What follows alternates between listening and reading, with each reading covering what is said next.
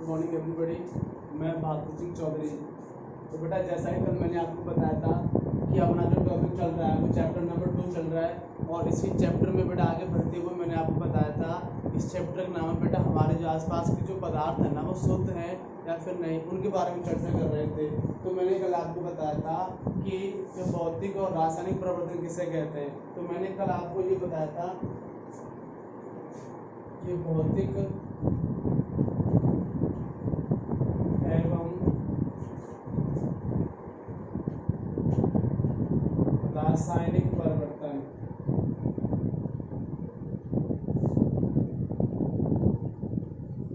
तो बेटा मैंने कल आपको परिभाषा लगाई थी भौतिक परिवर्तन की। एक बार मैं फिर से बोल के बता रहा हूँ कि वह परिवर्तन जिसमें भौतिक अवस्थाओं में तो परिवर्तन होता है लेकिन उनके रासायनिक गुण में कोई परिवर्तन नहीं होता। तो एक बार फिर से मैं यहाँ बेटा आपको परिभाषा लिख दे रहा हूँ, ठीक है ना। तो बात करता हूँ भौतिक परिवर्तन।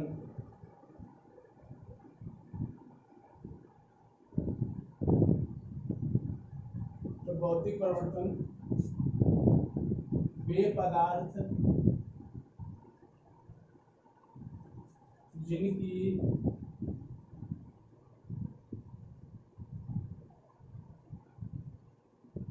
भौतिक अवस्थाओं में वे पदार्थ जिनकी भौतिक अवस्थाओं में परिवर्तन होता है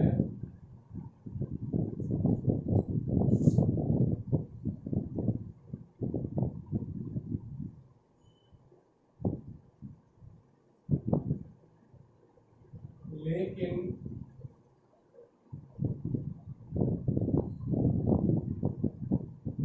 रासायनिक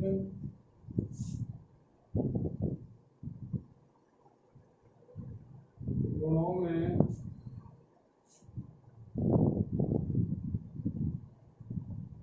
कोई परिवर्तन नहीं होता।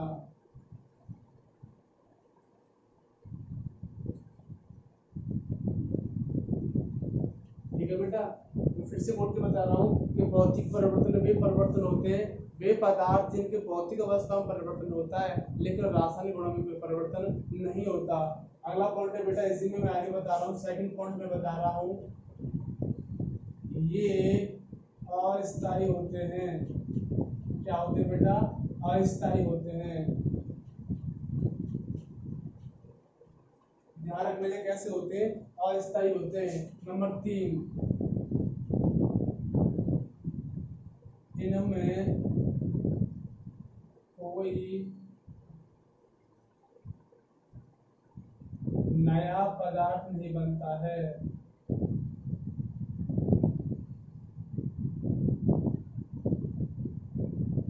ठीक है बेटा, इनमें कोई नया पदार्थ नहीं बनता है। तो ध्यान रखना, मैं फिर से बोल के बता रहा हूँ कि वे पदार्थ जिनकी भौतिक अवस्था में तो परिवर्तन होता है लेकिन रासायनिक गुण में कोई परिवर्तन नहीं होता। सेकंड पॉइंट लिखा है मैंने आपको, ये अस्थायी होते हैं। और थर्ड पॉइंट है बेटा कि ये जो होते हैं वो कैसे होते हैं, जिनमें कोई नया पदार्थ नहीं बनता। एग्जाम्पल देके चलते बेटा, मैं अगर बात करूं H2O, और आप जानते हो H2O क्या होता है बेटा? जल होता है। और जल एक ऐसा यौगिक है जो तीनों अवस्थाओं में पाया जाता है, ठोस, द्रव और गैस। किसमें बेटा? ठोस, द्रव और गैस में पाया जाता है। तो आप देखोगे कि जब आप जल जो होता है द्रव अवस्था में होता है, जब आप उस जल को ठंडा करने के लिए फ्रीजर में रखोगे ना तो वो ठंडा हो जाएगा। अब उसी ठंडे को जब वो बर्फ बन जाएगा, आप उसको उठा के किसी बाहर वायुमंडल में रख दोगे ना तो वो किस में चेंज हो जाएगा? द्रव में चेंज हो जाएगा। और जब आप इस द्रव को जब गर्म करोगे तो वो वाष्प बन जाएगा। तो आप देख रहे हैं बेटा कि सिर्फ इनकी भौतिक अवस्था में बेटा, किसमें बेटा? इनकी भौतिक अवस्था में परिवर्तन हो रहा है, रासायनिक गुणों में या फिर रासायनिक अवस्था में कोई परिवर्तन नहीं हो रहा। आपको लिखा है मैंने सेकंड पॉइंट, ये कैसे होते हैं? अस्थायी होते हैं। अस्थायी का मीन्स क्या बेटा? कि ये आपस में चेंज होते रहते हैं। और स्थायी का मीन्स होता है कि एक बार जब कोई चीज बन गई तो वो उसमें कन्वर्ट नहीं होगी, उसमें परिवर्तित नहीं होगी, उन्हें कहते हैं बेटा स्थायी। ये कैसे होते हैं? अस्थायी होते हैं। जब मैंने बेटा जल को जब ठंडा किया तो कहाँ चेंज हो गया? ठोस बर्फ में बेटा। कहाँ पे बेटा? ठोस बर्फ में चेंज हो गया। अब आप देख रहे हैं क्या मैं इसको जब करूंगा तो जल में भी चेंज हो जाएगा, तो ये कैसा बेटा अस्थायी है। नंबर 3 पॉइंट लिखा है मैंने आपको कि ये इनमें कोई नया पदार्थ नहीं बनता।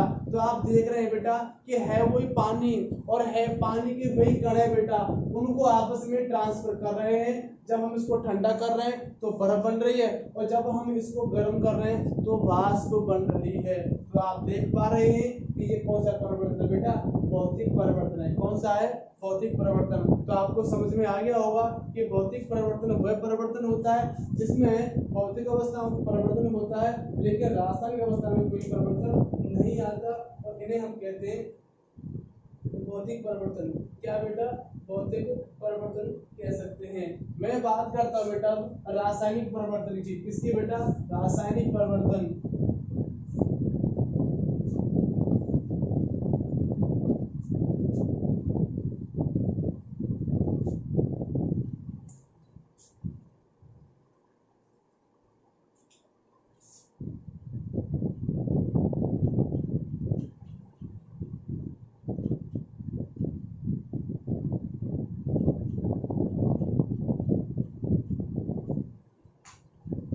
ठीक है बेटा, अब आप क्या करोगे, जब आप इसको करोगे ना तो वे पदार्थ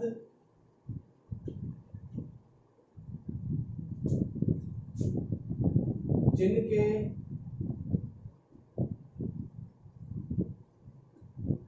रासायनिक गुणों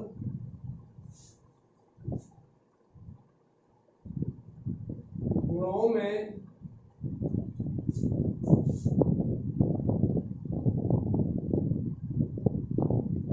परिवर्तन होता है, वे पदार्थ जिनके रासायनिक गुणों में परिवर्तन होता है और ये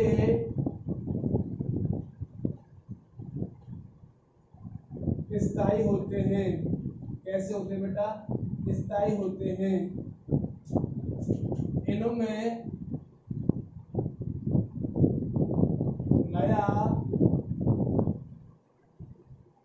पदार्थ बनता है।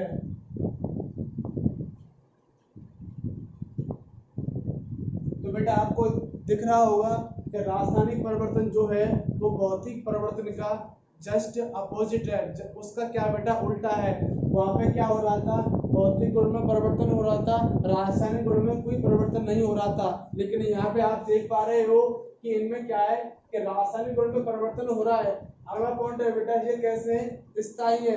अगला पॉइंट है बेटा इसमें नया पदार्थ बनता है। जैसे बेटा मैं एग्जांपल लेके चलूं तो जैसे आपने देखा होगा कि जो कार्बन होता है सी और वो ऑक्सीजन से क्रिया करके क्या बनाता है बेटा, CO2 बनाता है। क्या बनाता है, CO2 बनाता है। तो आप देख पा रहे हैं बेटा कि रासायनिक गुणों में तो परिवर्तन हो रहा है ना। जब रासायनिक गुण में परिवर्तन हो रहा है तो क्या कहलाएगा, ये रासायनिक परिवर्तन कहलाएगा। आप देख पा रहे होंगे कि ये कैसे स्थायी है।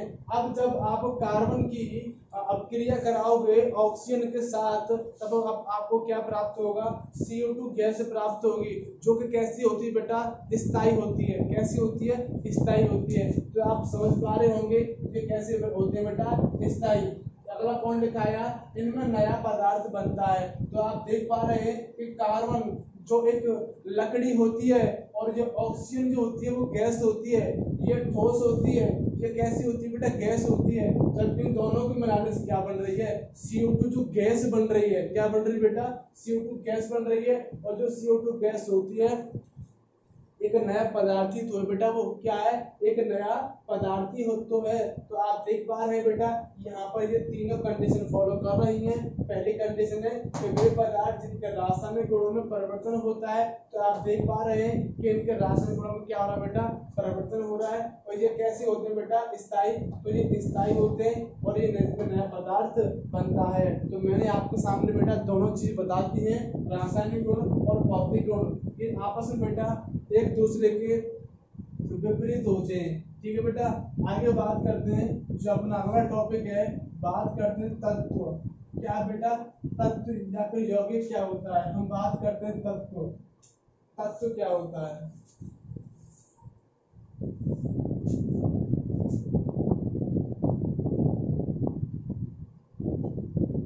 तत्व की बात करें बेटा, एक साइंटिस्ट हुए थे 1667 में, और रॉबर्ट बॉयल बेटा एक साइंटिस्ट हुए थे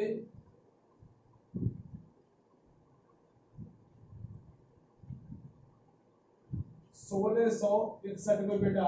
इन्होंने बताया था कि जो तत्व हो सकता है वो धातु भी हो सकता है, अधातु भी हो सकता है और उपधातु भी हो सकता है। ठीक है बेटा, तत्व को हम एक प्रकार से अलग से डिसाइड नहीं कर सकते, ये मिश्रण भी हो सकता है, तत्व एक धातु भी हो सकती है, अधातु भी हो सकती है और उपधातु भी हो सकती है। ठीक है बेटा, नंबर बात करें बेटा धातु की, और आप जानते हो कि धातु की कुछ कंडीशन होती है, जब भी आप इसको याद कर पाओगे। तो पहला पॉइंट है बेटा, धातु कैसी होती है, चमकदार होती है।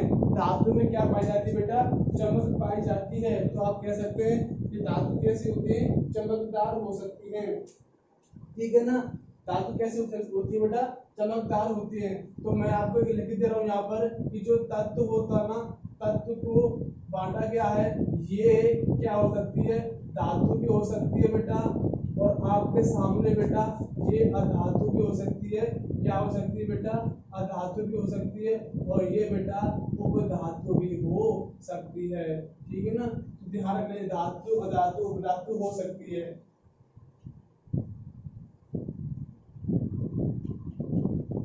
हो सकता है बेटा। ठीक है ना, तो अच्छा पहली बात कर रहे हैं धातु की। तो आप जानते हो कि धातु कैसी होती है, चमकदार होती है, जिनमें क्या पाई जाती है, चमक पाई जाती है, उन्हें धातु कहते हैं। और धातु जैसे मैं बात करूं बेटा, सोना चांदी लोहा कॉपर तांबा, इनमें क्या बेटा सभी चमक पाई जाती है, इन्हें क्या कहते हैं, धातु कहते हैं। सेकंड पॉइंट आता है बेटा कि धातु जो होती है वो क्या होती है बेटा, ठोस में अवस्था में पाई जाती है। किस अवस्था में बेटा, ठोस अवस्था में पाई जाती है। तो आप देख रहे होंगे जो अपना सोना चांदी तांबा लोहा जो होता है वो ठोस अवस्था में होता है। तो धातु की जो सेकंड प्रॉपर्टीज है वो क्या है बेटा, कि जो धातु होती है वो कैसी होती है, ठोस अवस्था में पाई जाती है। तीसरा पॉइंट है बेटा अपना कि धातुओं में आघात वर्धनीयता पाई जाती है। क्या पाई जाती है, आघात वर्धनीयता।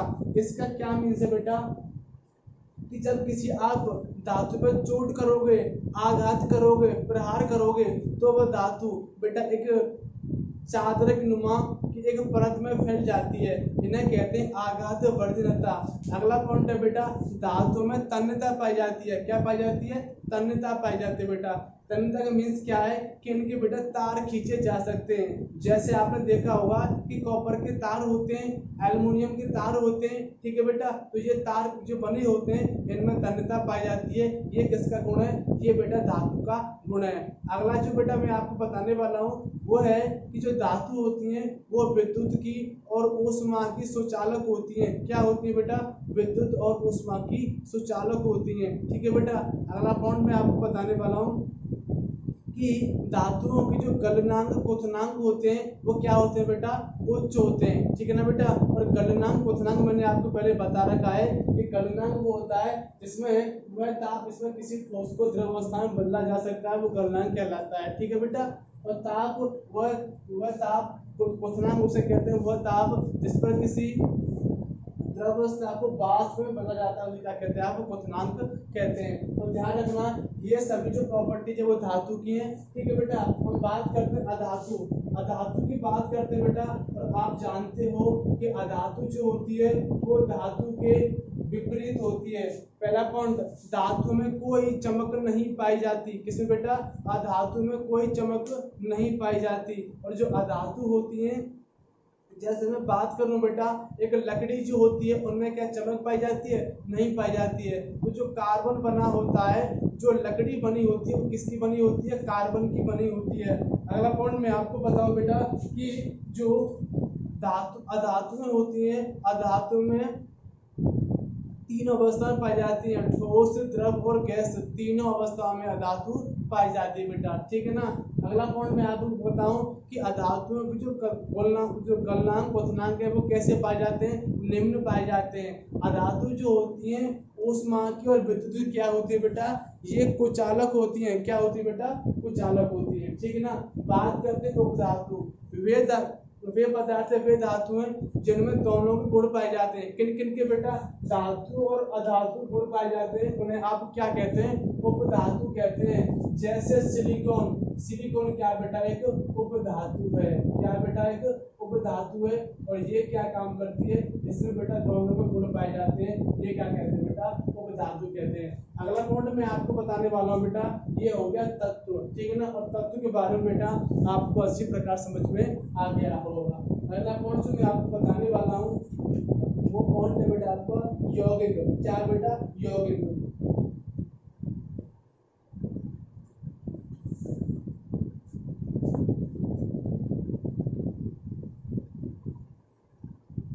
अब बात करते हैं बेटा यौगिक की।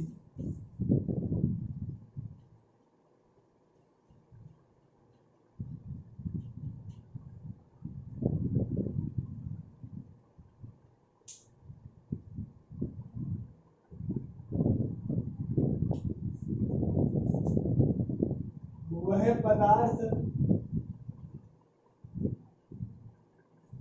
जिसमें दो या दो से अधिक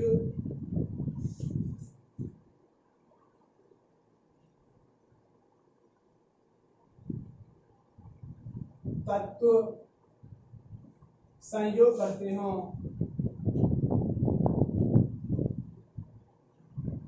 क्या करते हो बेटा? तत्व संयोग करते हो, संयोग करते हैं या आपस में मिलते हैं, या आपस में मिलते हैं। ठीक है बेटा, तो मैंने आपको परिभाषा लिखा दी है। तो यौगिक वह पदार्थ जिसमें दो या दो से अधिक तत्व संयोग करते हैं और संयोग कर दिया फिर आपस में मिलते हैं, तो क्या कहलाते हैं बेटा? यौगिक कहलाते हैं। जैसे मैं आपको बता दूं बेटा, पानी भी क्या एक यौगिक है, जो H2 और प्लस O2 इन दोनों से मिलकर बना है। तो मैं क्या लिख दूंगा बेटा? 2H2O लिख दूंगा। क्या लिख दूंगा? 2H2O लिख दूंगा। तो आपके सामने मैंने बता दिया ये क्या है कि यौगिक है, तो दो या दो से अधिक तत्वों से मिलकर बना है। तो ये क्या हो गया अपना? यौगिक हो गया बेटा। ठीक है बेटा, ये क्या हो गया? अपना यौगिक हो गया। अब मैं बात करता हूँ बेटा कि यौगिक और मिश्रण में क्या अंतर है। किस किस में बेटा? यौगिक और मिश्रण में क्या अंतर है? तो बेटा मैं एक तरफ लिख रहा हूं बेटा यहाँ मिश्रण, और मैं यहाँ लिख रहा हूँ यौगिक।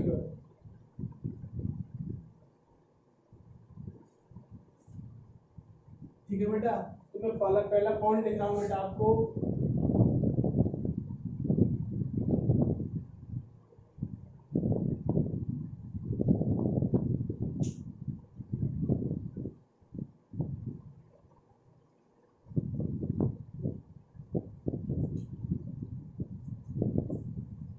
इसमें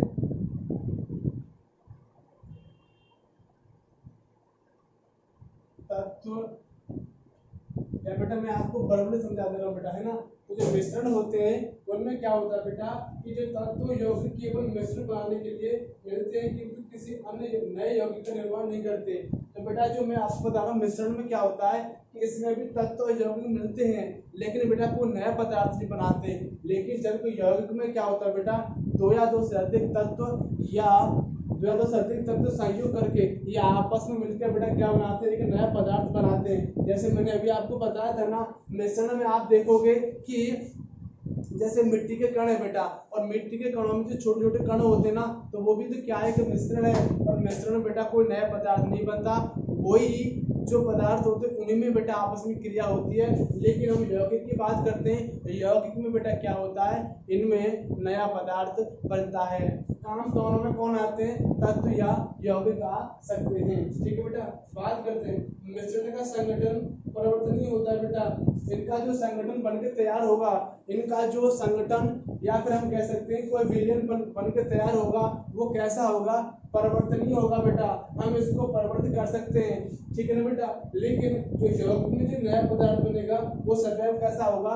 स्थायी होगा बेटा। कैसा होगा? स्थायी होगा। मैं आपको बताने वाला हूँ, जैसे अभी मैंने आपको कराया था H2O2, हम H2+O = H2O। क्या बना देंगे बेटा H2O, यहाँ O2 लगा दो, यहाँ 2H2O बन जाएगा।